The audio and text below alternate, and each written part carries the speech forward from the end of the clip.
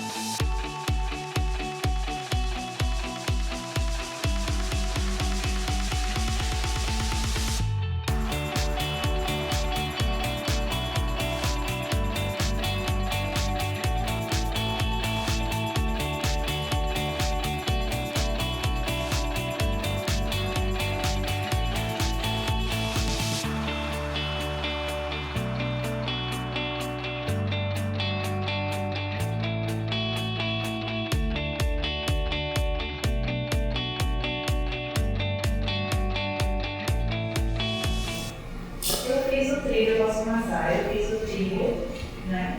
Teve a ajuda do colega Fernando Soares para a gente colocar um ponto de partida, um ponto de chegada e demarcando o percurso, né, com estações e aí fazer uma analogia dessas estações com as etapas, né, de ensino. Mas assim, para além da minha habilidade motora, a ideia do trilho a gente pode fazer uma reflexão que a gente tem um percurso, né? E esse percurso ele poderia traçar, ele é planejado, ele nos dá um direcionamento de sair desse ponto de partida até aonde a gente quer chegar. E aí, quando a gente pensa em documento referencial curricular, ele nos dá mais ou menos esse norte mesmo de nós estamos aqui, mas a gente almeja chegar a determinado lugar e durante esse percurso a gente vai caminhando por este documento aqui para poder nos direcionar melhor a chegar ao objetivo final. Então, a reflexão que eu faço entre o tipo e a etapa que eu colaborei no nosso momento da formação é isso. Cada etapa sendo do estudante, né, sendo formando a sua vida, eu pensei também em colocar, porque eu pensei no carvão combustível, né? Porque a princípio eu pensei, bom, será que o nosso trem ele vai ser automático, ele vai ser, não vai ter carvão, não vai ter. Mas eu pensei o seguinte, muitas vezes dificuldade tão grande na educação, nós precisamos adentrar muitas vezes numa zona rural, onde meus pais são do interior, e a zona rural é muito difícil, o professor ter mobilidade para poder trabalhar. Então, eu pensei justamente que fosse uma máquina não tão robusta, tecnológica, mas que adentrasse a zona rural, adentrasse o interior, adentrasse todos os outros, talvez, ambientes que a tecnologia não chega. Então, a Maria Fumaça ela se caracterizou bem. E esse carvão que eu coloquei aqui são pedaços de madeira, carvão mesmo, para poder funcionar. Sem combustível, a gente não pode funcionar. Sem combustível, a educação não pode funcionar. E esse combustível representa a força de vontade, a garra, a determinação, que falta, muitas vezes, para algumas pessoas, mas que sem isso, sem a força, sem a determinação, sem a vontade, sem você colocar a mão na massa, o trem estaria parado. Não teria combustível que ele ser colocado.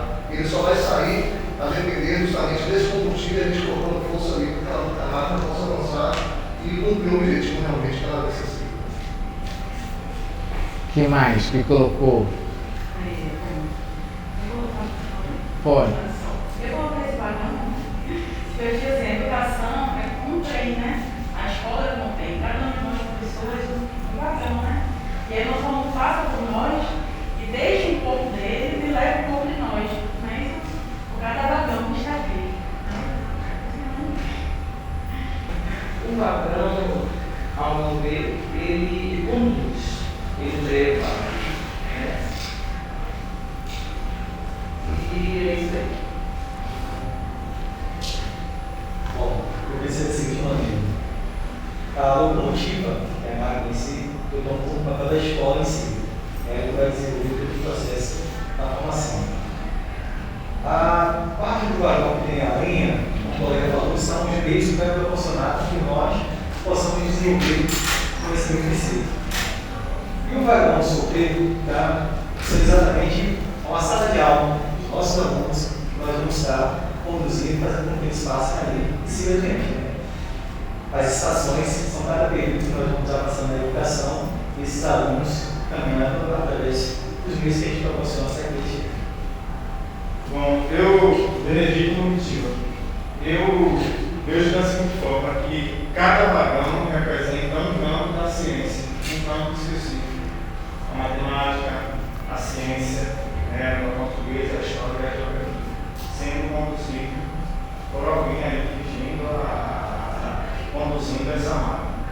Cada pedaço aqui foi construído, foi pensado por uma pessoa diferente, que tem vivências diferentes e que agrega. A colega trouxe que cada estudante que passa por a gente, ele leva um pouco de nós e deixa um pouco de nós.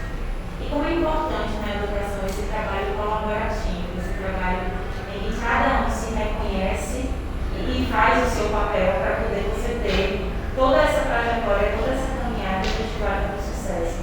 Então a gente não pode perder de vista que a escola é mobilizada por esse trabalho coletivo, né? Não adianta só uma componente, só matemática, estar ali desenvolvendo aquele trabalho planejado, alinhado, se a gente não tem um conjunto. A escola, a educação e a escola como tudo é feita nesse conjunto, desse trabalho colaborativo. E aqui a nossa construção da locomotiva como um todo foi esse trabalho colaborativo, onde cada um foi dando um pouquinho de si e você vê que precisa da linha, precisa desse combustível para poder isso tudo funcionar, isso tudo caminhar, senão não teria saído. Se nós estivéssemos cada um no seu lugar, na sua zona de conforto, a gente não conseguiria se mobilizar para que esse trabalho fosse efetivado.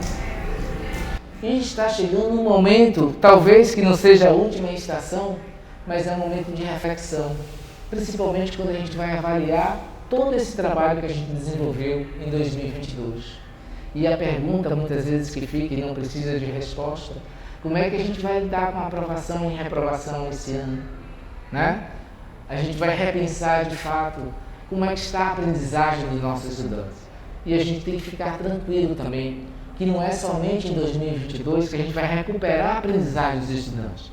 Vai levar um tempo para isso. Alguns estudiosos já disseram que a gente vai gastar mais ou menos uns 5, 6, 7 anos. E vai depender justamente da estação de cada um. Né? Vai depender do vagão de cada um, como vocês falaram. A gente recebe os alunos, a gente aprende alguma coisa. A gente sai, também nos ensina muita coisa. Então, é importante olhar para a escola como esse veículo, né, que dá a possibilidade de a gente transformar vidas. Por isso que eu digo para vocês, a criança que vocês eram, tem orgulho da pessoa que você é hoje? Não precisa responder para o roteiro, mas é com esses adolescentes, são com esses sonhos, né, que a gente está lidando a cada dia. Tá bom? Então vamos agora, que a gente vai passar para uma etapa da próxima estação.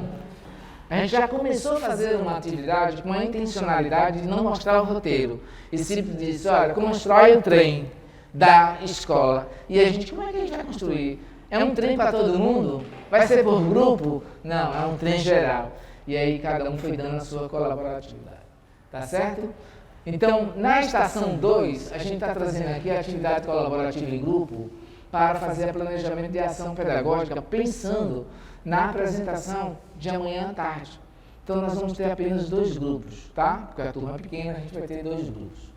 E na terceira estação, a gente vai ter uma sistematização dessa produção do dia. O que é que a gente produziu hoje, se ficou claro, as orientações do roteiro orientador.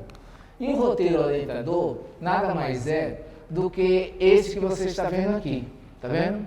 Que é um planejamento da ação pedagógica para elaboração, né, dessas orientações que estão postas. Roteiro, a gente vai fazer o que para apresentar amanhã o nosso trabalho, ter a culminância do nosso trabalho? Um trabalho simples, onde durante o nosso curso online a gente discutiu muito sobre competências, sobre habilidade, sobre temas integradores, né? E a gente vai juntar tudo isso e fazer uma atividade orientada onde ela possa dialogar diretamente com os documentos, né, BNCC, DSRB e DSRM, tá certo? Então, vocês vão receber no grupo essa orientação aqui, onde a gente vai partir da unidade temática, tá? Dentro desse roteiro a gente vai pensar uma unidade temática, e aí a gente já sabe, a gente está falando de matemática, tá? Em matemática agora nós temos 5 unidades temáticas, né? Antes só era 4 e agora abriu 5. A álgebra desmembrou, veio agora também sozinha e ela vem até dos anos iniciais. Isso foi muito interessante. A BNCC trouxe essa novidade que já era uma carência muito grande, porque a gente só trabalhava a álgebra em si, no ensino fundamental 2, e era uma carência muito grande. Os alunos tinham muita dificuldade para trabalhar. Hoje, já está fazendo formação nos anos iniciais, a introdução da álgebra no primeiro ano, no segundo, no terceiro, no quarto, no quinto, tá? Então a gente tem 5 unidades temáticas e vocês vão escolher uma. Por quê? Porque essas unidades temáticas, elas vão dialogar com os temas integradores, tá? Que são os temas contemporâneos da BNCC, que são os temas intercurriculares do DSRM. E aí, você pensando numa unidade temática, tá? Não, eu gostaria de fazer com geometria. Não, eu gostaria de fazer com estatística, números, álgebra, não importa, grandezas e medidas. Vai depender do grupo, tá certo? Agora, eu preciso definir o ano e a etapa de ensino. No caso, a gente vai estar focando aí agora no F2, tá? Então, vamos fazer um planejamento para o 6º ano? Pode ser para o 7º, pode ser para o 8º, para o 9º, vai depender da escolha de vocês. Agora, eu vou precisar também observar e eu vou selecionar as competências e habilidades específicas da área de conhecimento, conforme o DSRB. E aí é importante a gente olhar também os temas integradores e a transversalidade no planejamento, porque a parte que traz uma certa clareza no PCN não era obrigatório e muitas vezes o professor tinha uma dificuldade para fazer. Tá? Já com a possibilidade da BNCC, e aí a gente tem que ter o maior cuidado, porque tem algumas unidades escolares discutindo, a gente pode pegar o tema integrador e transformar em um componente? Não. Né? É um tema onde pode ser discutido em vários componentes. Então, de que maneira ele vai passar de forma transversal? Alinhado com a habilidade, alinhado com a BNCC e alinhado com as competências. Aqui, nós vamos ter as habilidades articuladas aos temas integradores por área de conhecimento. Em matemática, é tranquilo. Por que você vai estar pensando assim, Botelho? Por que as habilidades articuladas aos temas integradores por área de conhecimento? É porque em matemática, ele é o próprio componente, é a própria área. Isso não acontece em linguagem. Em linguagem é a área, mas a gente tem um componente de língua portuguesa, arte, educação física, né? Língua inglesa. Então, assim, é um pouco diferente, tá? No nosso caso, não. Ela é a própria área, é o próprio componente. Então, para a gente estar mais tranquilo em relação a isso. E aí, a gente vai selecionar o objeto de conhecimento. Tá, vamos supor que a gente escolheu números e operações. O objeto de conhecimento fica livre. Vai depender do tema integrador. Eu gostaria de trabalhar com matemática financeira e consumo. Então, eu poderia pegar um objeto de conhecimento, por exemplo, porcentagem. Próximo. Eu já estou alinhando a porcentagem com um tema integrador matemática financeira e consumo. Cuidado, porque a gente precisa separar. Matemática financeira e consumo é diferente de educação matemática. Isso. Então, assim, tem algo que é específico da área que a gente tem que fazer essa relação. Tá bom? Então, vamos lá. E aí entra as estratégias didáticas. Tá? Eu posso atrelar tudo isso aqui dentro do meu roteiro de planejamento e na estratégia didática, por exemplo, posso usar o EducaPlay. Nossos alunos hoje têm uma facilidade, né, de usar bastante alguns aplicativos, não é verdade? Que a gente tem aqui e pode ser formado rapidinho, sem problema nenhum. Então vai depender muito da estratégia de vocês. Podemos criar um joguinho também? Perfeito, vai ter papel de ofício, né? A gente pode desenhar aqui, fazer uma trilha de aprendizagem. Vai depender muito da criatividade do grupo, tá certo? Quem tiver acesso e tiver um computador, né, acessar o EducaPlay, já está mais ou menos montado. A questão é você pensar nas atividades. Cria-se um link, podemos utilizar através de jogo. Pode também utilizar um daqueles aplicativos do Drive, o Jamboard, né? Com aquelas lâminas, todas aquelas possibilidades que a gente tem na sala de aula, para que seja de forma mais atrativa para os nossos alunos. Tá certo? E aí a gente vai discutir a avaliação adequada a essa ação pedagógica. Tá? Talvez aqui seria a parte mais complexa, porque a gente vai falar de avaliação adequada, e nessa avaliação adequada a gente sabe quais os instrumentos que a gente está utilizando, a dificuldade que a gente tem de avaliar, parar um pouquinho para pensar, né, na avaliação da aprendizagem, né? Em alguns autores, por exemplo, avaliação formativa, avaliação somativa, porque a gente está falando de avaliação educacional, gente. E a avaliação educacional, se a gente fizer um recorte no tempo, praticamente 100 anos, né, está acontecendo agora.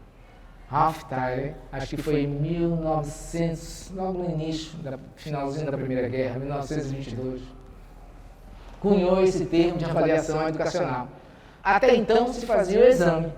3.000 anos antes de Cristo, a China já se recrutava soldados para compor, né, através de exames. E trazendo esse recorte até a nossa atualidade, a gente sabe a dificuldade que a gente teve, né? E aí chega perto de 1945, 1950, e Scream traz a questão da avaliação formativa, somativa, essa que a gente vem discutindo hoje na escola. E o Brasil ainda dormindo em berço esplêndido, né? Chegando a 1970, essas discussões ainda, né, de uma forma muito sutil. E aí, quando a gente vai em 1996, através da LB, é que chega muito mais forte na escola essa discussão da avaliação. E nos anos 90, atrelada a todas essas discussões que a gente falou, avaliação formativa, avaliação somativa, tá? Aí entra uma nova proposta, que é justamente a teoria de resposta ao item, que começa com a avaliação do SAEB, que é uma outra leitura que a gente está trazendo. E aí a gente chega nos anos atuais. Tá? De que forma que a gente está avaliando nossos estudantes. Né? Eu acho que esse momento que está chegando agora, de uma reflexão de final de ano, né, como é que vai ficar a discussão nos ACs, né, sobre os instrumentos que a gente utilizou nas 3 etapas, 3 etapas que eu digo, não são 3 unidades? Tá, e como é que eu faço a minha avaliação com o meu estudante? Como a escola está discutindo essa avaliação? Lembra do nosso estudo de caso? Nosso estudo de caso mostrou para a gente que o nosso fluxo é de 80%. Não é verdade? A gente está aprovando muito ou está aprovando pouco? Como está a aprovação da minha escola? Minha escola esse ano será mais de 80% ou menos de 80%? Fica livre para a gente falar um pouco, porque a gente vai pensar nessa atividade e a gente quer falar um pouco desse processo de avaliação. Eu, enquanto professor de matemática, já dei uma olhada na minha caderneta? Acho que eu não olhei ainda não. Mas a escola em si traçou alguma meta para esse ano? Nós vamos trabalhar com reprovação esse ano? Vai existir uma reprovação? Ou a gente vai fazer uma leitura de 2020 e 2021 e pensar nessa progressão? Alguém já discutiu isso na escola? Eu discuti um pouco, né, nessa área aí, mas o que eu ouço é que seria uma oportunidade nos 2 últimos anos. Então, se tivesse fechando esse ciclo, a gente ainda está mais trabalhando a questão da recomposição da aprendizagem no ano seguinte. Então, pense, com muita certeza a gente vai ser, não ter a aprovação por questão de habilidades, e está se pensar a questão de frequência. Né? Sim. E a gente tentando trabalhar ao longo do ano essa questão administrativa para evitar que a regulação seja por frequência. Existe então a possibilidade de repensar, né? Uma vez que é um ano onde você está com a turma, por exemplo, do 6º ano. Muitos de nós, professores, não conseguimos trabalhar com o objeto de conhecimento do 6º ano. Né? Como é que a gente vai avaliar então? Né? Onde a gente tem que repensar aquele objeto de conhecimento do 4º, do 5º ano. O que mais? Hoje, na verdade, isso não é decisão de órgão central, né? Minha como professora. Então, nesse momento, nós estamos nessa inquietude, porque talvez fique aquela crise, né? E nossa mesmo. Como é que eu vou aprovar um menino por estar falando que não sabe nem fazer a lição de subtração de aplicação de visão? E aí as perguntas, né, estão problemas. Então, neste momento, nós estamos nessa situação de inquietude. O órgão central emite nota? Não vai emitir. O professor faz o quê? Reprova. Veio com uma fala nessa também, chegou o nosso ouvido umas 2 semanas atrás, né, na direção chegando, falando sobre essa aprovação automática. E assim, de que forma realmente essa aprovação, né? Como o Lorena está falando, você se preocupar com o currículo que foi trabalhado e poder melhorar, ou a aprovação automática por aprovar, aí esse é o problema. A gente não pode levantar uma bandeira dizendo que é uma aprovação automática para o aluno que não frequentou, o aluno que ou ia para a escola, é um aluno que é mais aceito da escola, mas não tem toda a sala de aula. Ele está lá todos os dias, na merenda e tal, mas se ele assistiu 5 aulas não foi muito. Então, assim, aí os novos colegas falam, se a forma de dar aprovado, tem que aprovar todo mundo, porque ele não ia para a escola, não fazia trabalho, só fazia a prova. Enfim, então não é aprovar por aprovar. E sim realmente verificar, como ela falou, a questão do currículo. E também o trabalho do professor ser jogado para baixo, porque nós fizemos um trabalho durante o ano todo, com esforço, com dedicação, e aprovação automática joga por terra o nosso trabalho, que foi realmente de esforço ali para tentar não perder e apenas beneficiar alguns que não fizeram, isso eu não concordo. Por isso que é justamente falar da avaliação adequada, também nessa ação pedagógica, a gente refletir sobre esses critérios mesmo, né? Eu falar da questão do nosso trabalho laboratório, mas o campo comum para mim tem uma percepção de quando ele está desenvolvendo o trabalho de sala de aula, ele percebe colega, você fala um fato interessante, tem um aluno que ele é presente na escola, presente em sala de aula, mas não faz nenhuma atividade. Então, os alunos que estão desenvolvendo as atividades, quando veio essa aprovação automática, perguntam, para que foi que eu estudei? Porque assim, eu tive alunos que esse ano me cobraram, professor, aluno fulano de tal, não, frequentou foi aprovado. E eu estudei para quê? Então, além do problema do nosso trabalho, que a gente não vê tendo um retorno, ainda tem um problema do aluno. Ele começa a perceber essa situação e dizer que não adianta estudar porque no final não vai levar. E aí vem uma preocupação que eu falo assim, vocês vão melhorar. Aí eu volto aqui na história que eu quero perguntar, a gente falando aqui, o aluno desenvolve sua habilidade, sua competência, e no momento que tem uma nota qualitativa em si, ele se aprova automaticamente. Reprovar seria eu negar quando adquirir o conhecimento, desenvolver essa atividade normal e ensinar as interpretações fundamentalmente. Na verdade, não se concorda. Então a gente tem que refletir e perceber que não sou eu que estou reprovando o aluno. Não é uma dependência minha de que ele já aprovava ou não aprovava. É a questão das condições que são postas e muitas vezes essa autonomia da gente é clara. Porque semana passada nós fizemos conselho de classe, saiu uma determinação dos alunos que eu não alcançasse, se eu não me lembro assim, de média global, seriam aprovados. E quando foi no final do ano, melhor, quando a gente volta esse ano, a gente, todos aqueles alunos que passaram pelo conselho de classe que não reprovaram estavam aprovados. Muito bem, quem mais? Na escola de trabalho, a orientação passada do a orientação passada do dono que nós voltássemos aos conteúdos do ano anterior, porque a gente ficava 2 anos praticamente sem o mesmo conteúdo, né? Então a gente vinha primeiro do município, do estado, e aí nós voltamos muito pouco para poder dar uma lembrada do vinho, né? E nós continuamos prestando atenção nessa questão, porque eles estavam 2 anos sem aula. Então eles estavam acreditados, não voltavam para a escola, né? Assim, acho que a falta do costume estar no ambiente, né? As escolas estavam acreditadas, não estavam costumando ficar sentados em sala, prestando atenção. Então, tudo isso dificultou um pouco, né? Mas a gente está trabalhando esse sistema lá. E a gente avaliou o aluno não só porque conseguiu atingir a média assim, na questão da população, mas também o comportamento dele, se ele frequentou, se ele tentou, né? Porque a dificuldade realmente tem, né, gente? Não tem como não ter, ele já vem com a dificuldade lá da base, faz as operações. E aí ele sai. O aluno sai do montagem no ano, a gente está no 3º ano. Então ele não passou do primeiro para o segundo, né? Então vai ter dificuldade, vai ter. Eu tinha um no 3º ano, realizar uma explicação. Entendeu? Então a gente tem que, né? Então eu dei as 4 operações no 3º ano. Eu voltei para as 4 operações. Justamente pensando no processo avaliativo, justamente para a gente refletir um pouco, tá, nos instrumentos que a gente está utilizando e também na forma de planejamento. Observe aqui o foco, como eu coloquei para vocês, como planejar por habilidade e competência. Observe que o roteiro não está falando mais de conteúdo. Tá? Observe que eu não foco mais no conteúdo.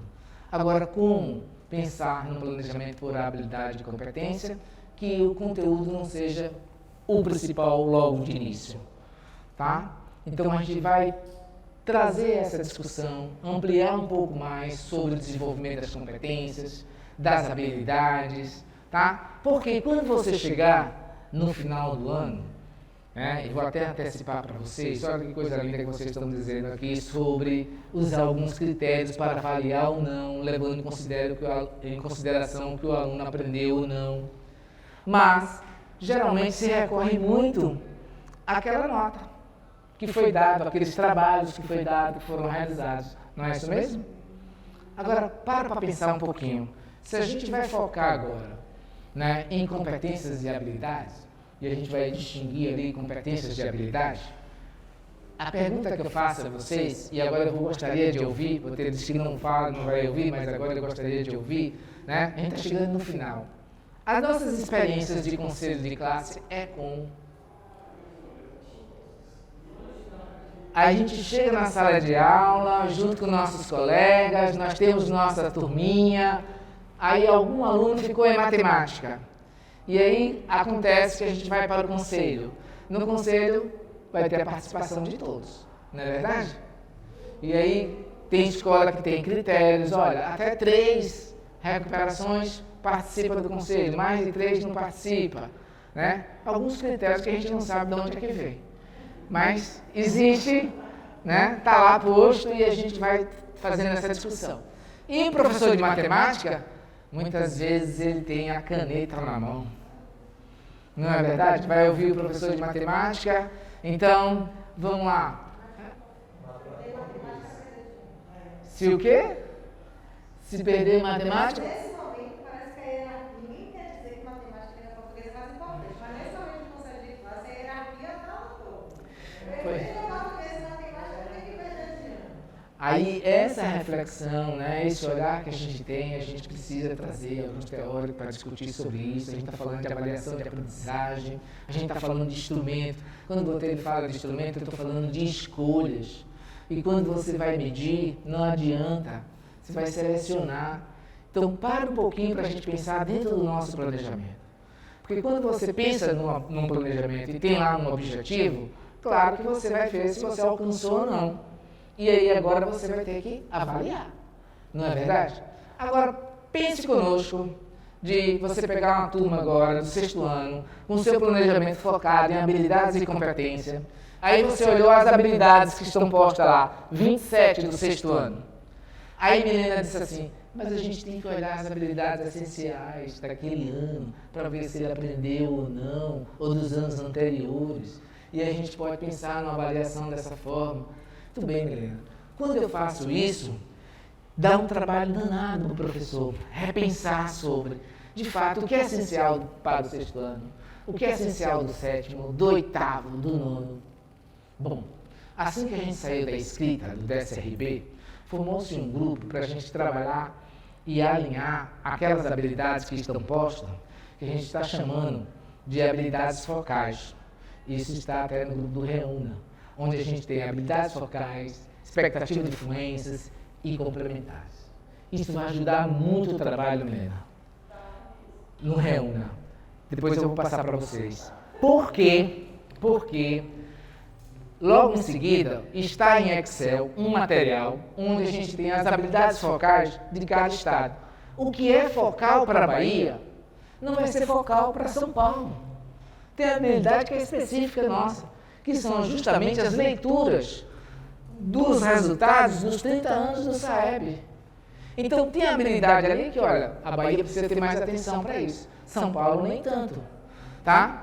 E isso para a gente é importante. Por que eu quero chegar nesse ponto? Eu quero chegar nesse ponto porque quando você tiver uma participação no conselho de classe e entre as habilidades da BNCC, você escolheu, né? Vamos fazer o filtro, como eu falei com vocês. Eu sou professor do 6º ano, eu já tenho 10 anos de experiência, eu já tenho 15 anos, tem gente aqui que tem 20 anos ensinando lá no 9º ano, no 8º ano. Então, se eu perguntar para vocês assim, ó, qual objeto de conhecimento que é essencial daquele ano? Pronto, vocês já sabem dizer. Quando você associa isso à habilidade, pegar as habilidades da BNCC do 8º ano, vamos selecionar aqui 10 habilidades, 12 habilidades, por exemplo. Das 26, a gente seleciona 12, o que é essencial, porque uma dialoga com a outra. E eu vou pegar as essenciais. Pronto. Peguei as essenciais, essas são as habilidades focais. Aí eu vou passar o material para vocês. O que são as habilidades focais? São as habilidades inegociáveis. É aquela que a gente tem que cumprir aquele ano. Lembra que eu falei com vocês? Ó, qual é o conteúdo importante do 8º ano que não pode deixar de ser dado? Aí vocês não disseram, equação. Do 7º ano, números inteiros. Lembra? Então, se a gente pegar essas habilidades focais, né, fica muito mais decente você pegar durante o ano, no seu planejamento de curso, listar as 12 habilidades focais. Dessas habilidades focais, dividir por 3, vai trabalhar 4 na primeira, 4 na segunda, 4 na terceira. Pronto! Cheguei no final do ano agora e vou discutir a vida de Benedito. Imagine, professor de matemática, Benedito tirou 3 e 4. E aí, turma, Benedito vai estar aprovado ou não?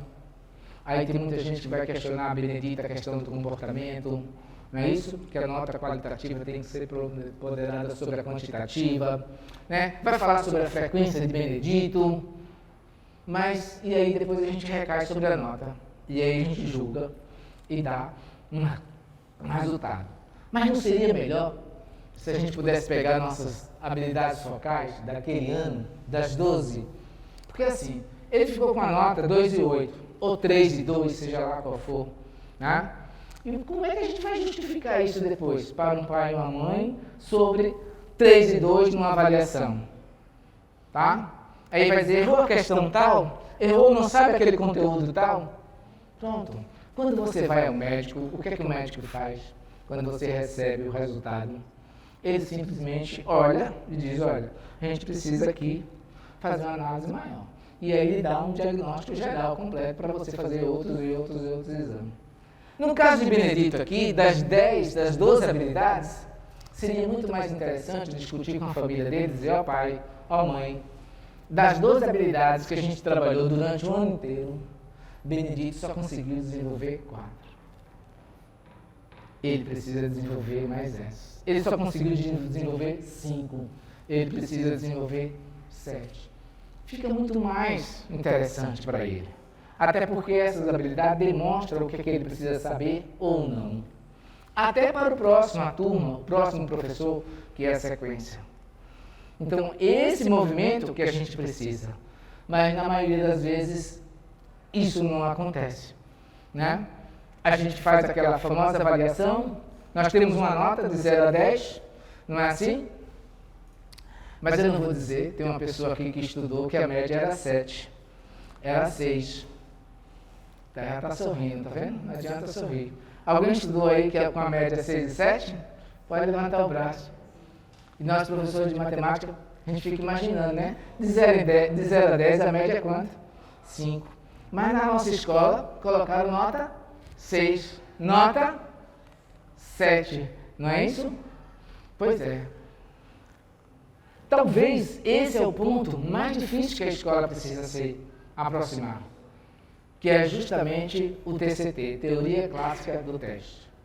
O acerto e o erro, né? A gente precisa avançar. Se a gente está falando de avaliação, pensando por competência e habilidade, a nossa avaliação também tem que mudar. O instrumento tem que mudar. Tá bom? Mas a gente vai chegar lá um pouquinho.